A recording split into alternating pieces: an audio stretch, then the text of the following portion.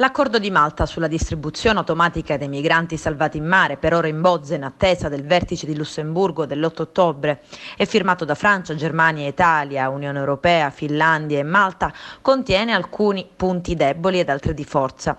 Ricollocamenti, diritti da tutelare, gestione di porti, tipo di accoglienza.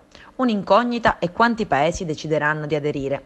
L'ipotesi parlano di 10-12, potrebbero esserci il Lussemburgo, l'Olanda e il Portogallo. Per avere maggiore chiarezza si dovrà comunque aspettare il vertice dei ministri dell'interno.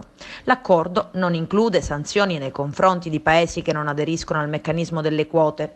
È possibile che in sede di discussione del bilancio europeo si pensi di tagliare i finanziamenti a chi non collabora. Restano fuori i cosiddetti barchini fantasma, ovvero le imbarcazioni piccole e autonome che non vogliono essere rintracciate dalle ONG o dalla Guardia Costiera. In realtà il numero di migranti che arriva con gli sbarchi fantasma è in aumento e l'Italia ha intenzione di aumentare i controlli delle coste libiche da cui partono.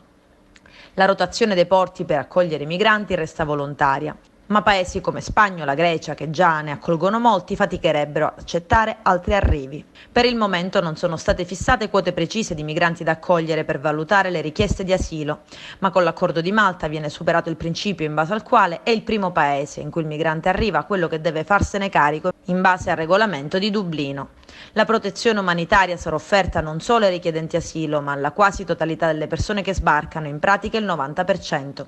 La ricollocazione avverrà in 4 settimane. La valutazione delle domande di richiesta di asilo sarà a carico dei paesi destinatari che gestiranno anche i rimpatri.